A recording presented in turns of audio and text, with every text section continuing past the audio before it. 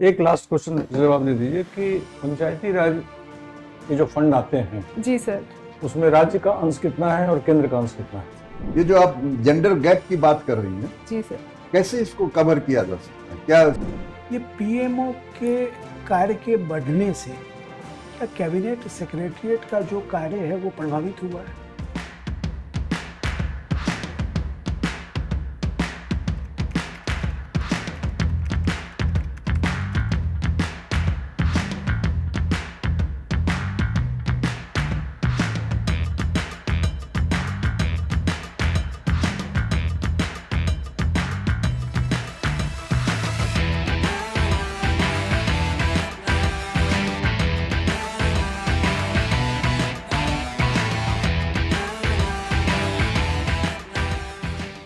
May I come in, sir? आ जाइए। Good afternoon, sir. Good afternoon. sir. बैठ जाइए। Thank you, sir. Pragya, Yes, sir. Relax होकर बैठ जाइए। प्रज्ञा, जी कैसी तैयारी चल रही है आपकी? ठीक चल बढ़िया। जी। इंटरव्यू 23 तारीख को है, परसों है कि जी सर। 2 दिन बाद? जी। आज 21 को हम जी। लोग मिल रहे हैं ना। फर्स्ट हाफ में है, सेकंड हाफ में है? फर्स्ट हाफ में है सर। चलिए, तो अब फिर से पढ़ने का अब समय नहीं है।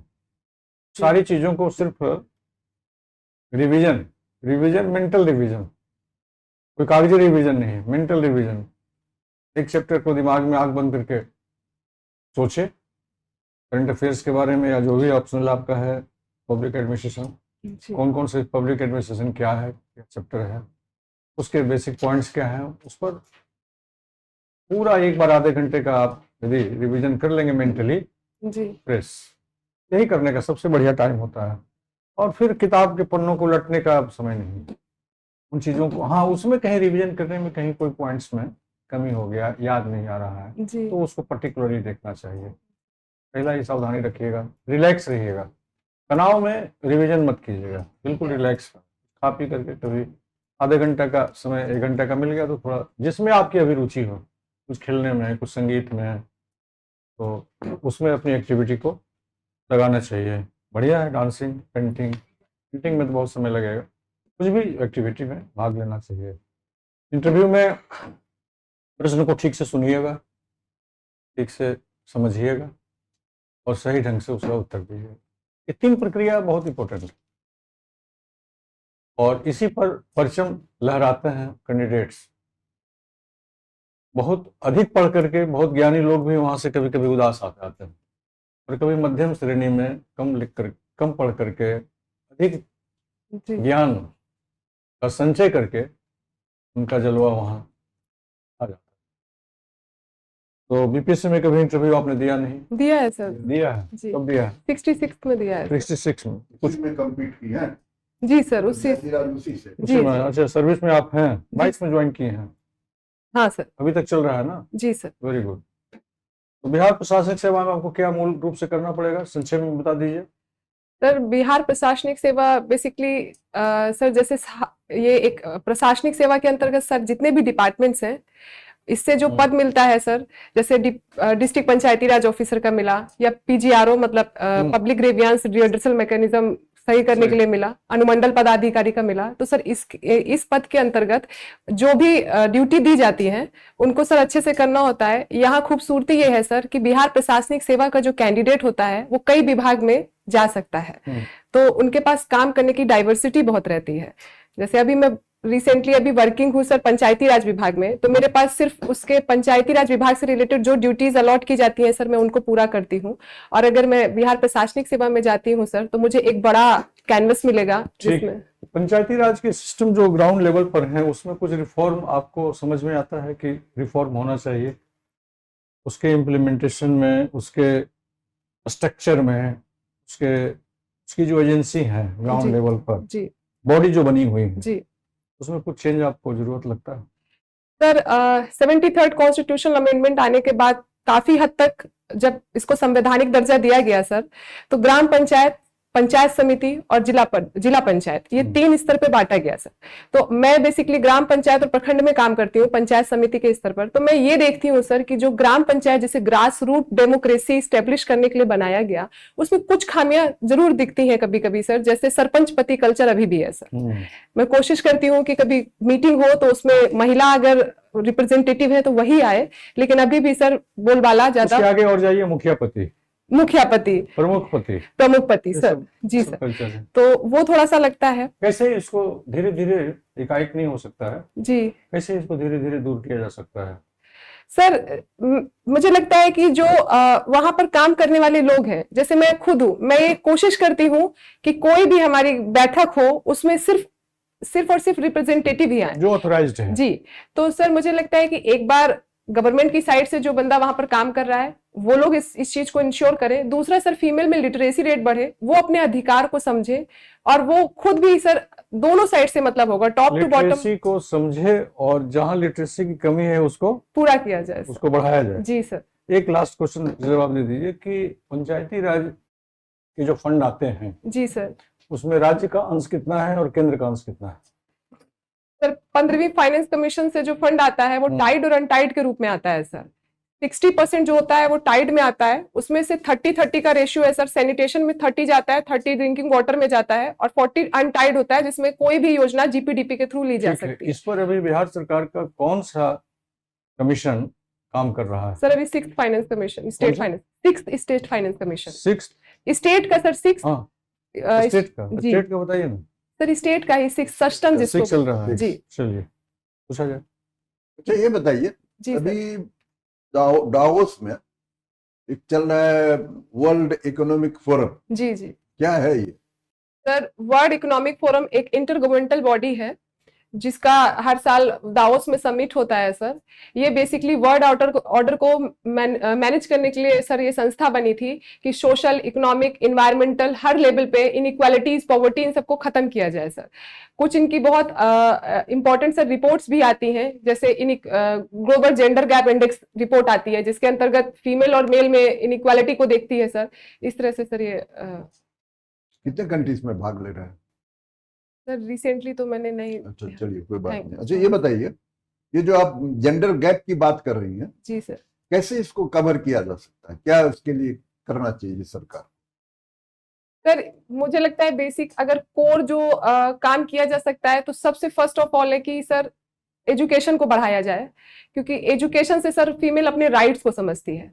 सेकंड सर, उनकी जो हेल्थ है उनके लिए जो सर जो उनके हेल्थ के प्रोविजंस किए गए हैं वो उनके गांव-गांव तक पहुंचे। जैसे सर आप बिहार का एग्जांपल लिया जाए तो 70% पॉपुलेशन आसपास महिलाओं की गांव में रहती है। तो पीएचसी सेंटर्स हैं, जो प्राइमरी हेल्थ सेंटर्स हैं, उनको अच्छा किया जाए, आंगनवाड़ी आशा वर्कर्स को अच्छा किया जाए, तो सर वो अपनी हेल्थ के लिए जागरूक होंगी, सैनिटेशन के लिए जागरूक होंगी, शिक्षा के लिए जागरूक होंगी सर।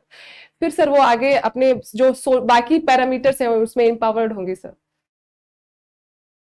मेन कारण तो आप भूल गए, भ्रूण हत्या को नहीं रोकना चाहेंगे आप?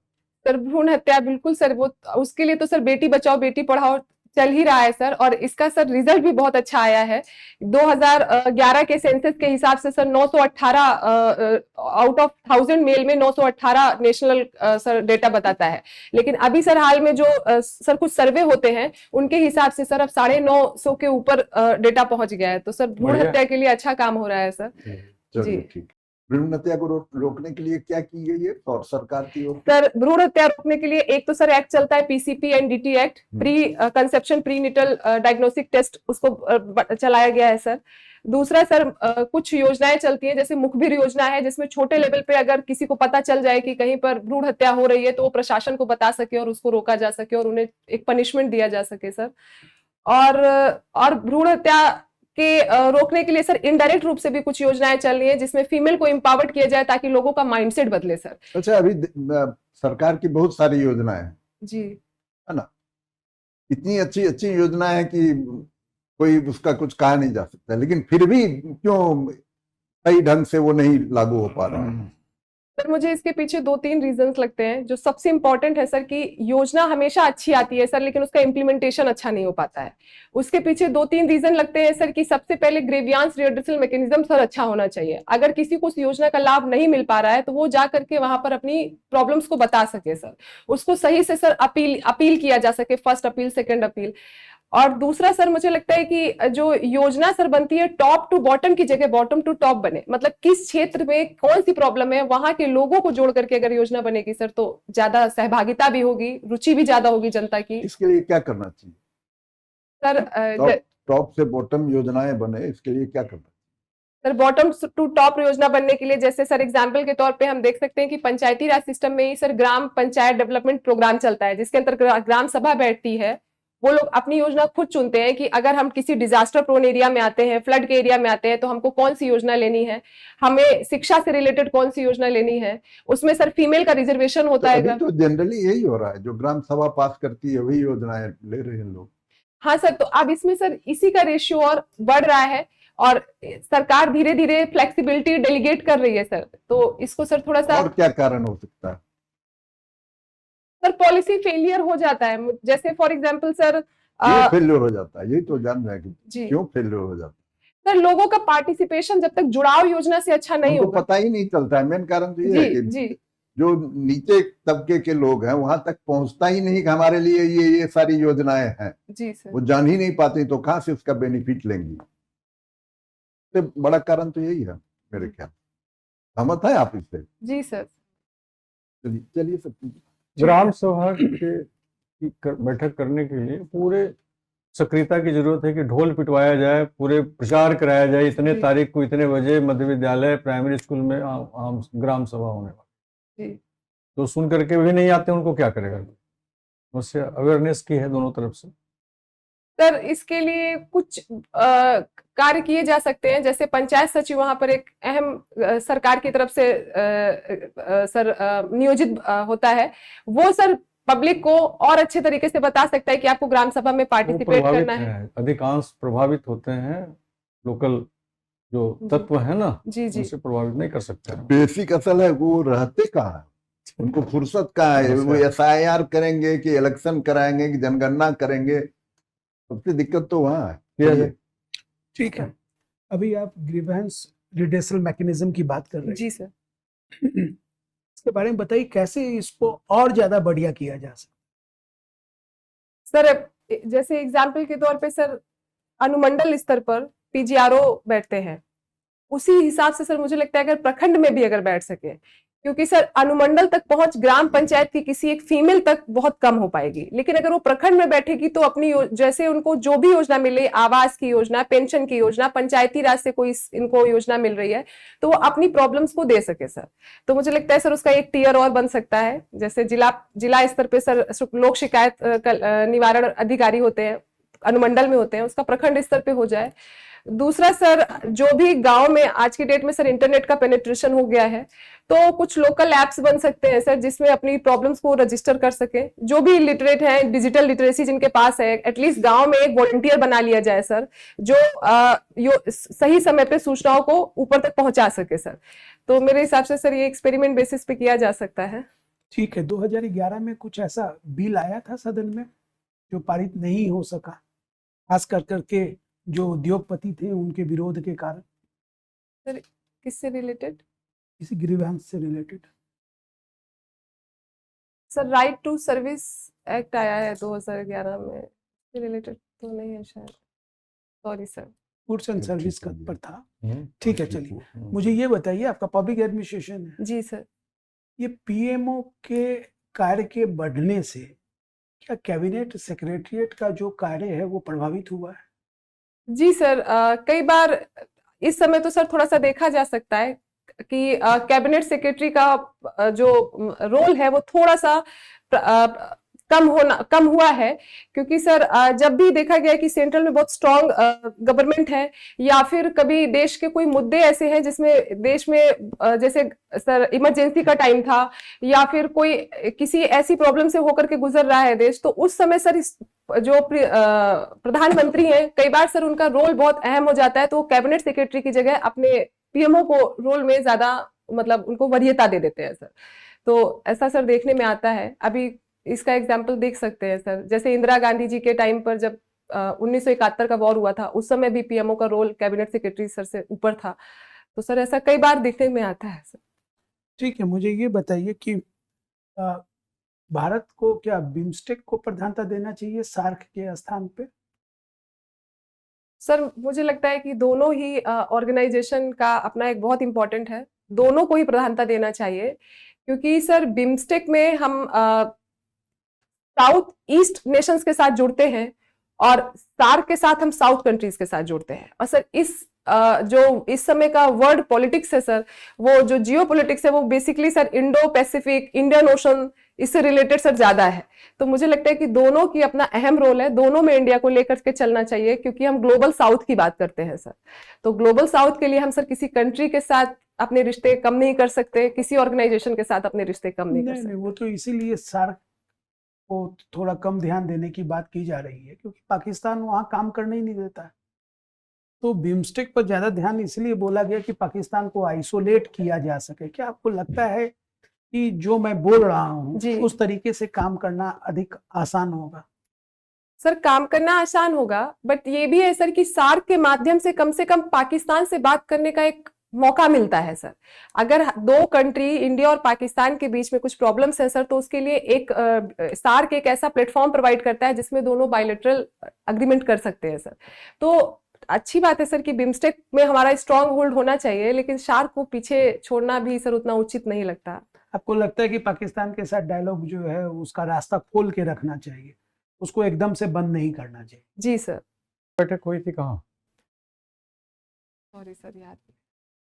उसमें पाकिस्तान और भारत के साथ क्या स्थिति हुई आपको पता होना चाहिए, पता कीजिएगा। सर अभी कोई बात नहीं। ठीक है, यूनाइटेड नेशन के बारे में बताइए कि उसका कोई रेलिवेंस अब रह गया है? सर यूनाइटेड नेशन 1945 में वर्ल्ड वॉर 2 के बाद बनी थी। ये संस्था बेसिकली पीस और प्रोस्पेरिटी लाने के लिए बनी थी वर्ल्ड में। आज के सिनेरियो में अगर देखा जाए तो जिस तरीके से रशिया यूक्रेन का वॉर चल रहा है, हौथी का क्राइसिस चलता है, या फिर आज की डेट में सर जेनजी प्रोटेस्ट चलता है, जिससे जैसे अभी वियतनाम में सर हुआ या फिर बांग्लादेश में, तो उसको देखते हुए थोड़ा सा लगता है कि उसका रेलेवेंस कम हुआ है। क्योंकि सर जो आज की डेट में मुद्दे हैं, एनवायरमेंट में क्लाइमेट क्राइसिस से रिलेटेड मुद्दे हैं, इनइक्वालिटी और सर वीमेन एम्पावरमेंट के मुद्दे हैं, दो देश के बीच में सर अपने विवाद हैं, तो इनको थोड़ा सा सुलझाने में कम प्रतीत होती है सर प्रेजेंट में। लेकिन अगर सर पास्ट में भी देखा जाए तो बहुत से मुद्दे उन्होंने सुलझाए भी हैं। तो मुझे लगता है सर कि अब इसको रेलेवेंट करने के लिए जो आज के समसामयिक मुद्दे हैं, अगर उनको भी इसमें इंक्लूड किया जाए, यूएनएससी जो उसका सिक्योरिटी काउंसिल है सर, उसको वास्ट किया जाए, उसमें कुछ डेवलपिंग कंट्री को भी सर परमानेंट सीट में जोड़ा जाए, क्या तो फर्क पड़ता है उससे? अगर जोड़ भी देंगे तब भी क्या फर्क पड़ेगा? सर यूएन का तो कोई इतिहास नहीं रहा है कि कभी डेवलप्ड कंट्री के अगेंस्ट में कोई काम किया हो। जो भी काम हो, क्या चाहे पीस कीपिंग फोर्स भेजने की बात हो, तो वहां पर देख लीजिए कि जो कमजोर राष्ट्र है उसके अगेंस्ट में काम किया है या उसके लिए काम किया, कमजोर राष्ट्र ने। डेवलप कंट्री के अगेंस्ट में तो किया नहीं। इन्वायरमेंट लॉ की भी आप बात कर लीजिए तो वो हमेशा पूरी तरीके से जो है वो पश्चिम के पक्ष में है, डेवलपिंग कंट्री के तो पक्ष में वो भी नहीं है। तो इसको रखने का और डेवलपिंग कंट्री को यदि हम उसमें जोड़ भी दे तो क्या फायदा है, क्या हो जाएगा उससे? सर जितना ज्यादा प्रतिनिधित्व होगा, निर्णय उतने ही बेहतर होंगे सर। अगर प्रतिनिधित्व बढ़ जाता है विकासशील देशों का सर, तो उनका निर्णय भी तो सर विकासशील देशों तो के कोई साथ फायदा संतुलित नहीं है ना। होकर अभी भी तो आपका जो अस्थायी मेंबर है वो 10 है ना। तो आज कहाँ है, कोई जी सर। कहाँ कोई फर्क पड़ रहा है? कोई यूएस के अगेंस्ट में बोलने का हिम्मत भी किया, कोई रूस के अगेंस्ट में आगे बढ़कर काम करने का हिम्मत भी किया? नहीं किया। आपका रिजल्ट क्या है? कैसा आप वर्ल्ड जो है चलाने के लिए एक रिजीम चाहते हैं, किस प्रकार का चाहते हैं? सर जो आप बात कर रहे हैं टेम्परेरी मेंबर्स की, सर इनके पास वीटो पावर नहीं है सर। वीटो पावर एक अहम रोल प्ले करता है सर यूएनएससी के डिसीजंस में। तो अगर वो जो सर 5P5 कंट्री है सर, उनको ब्रेक किया जाए, उसको सर और वास्ट किया जाए सर, तो सर फर्क दिखेगा शायद सर। क्योंकि उस सीट में सर जब अपना प्रतिनिधित्व करेगा विकासशील देश, तो सर कुछ इस संतुलन के हित में ही करेगा सर।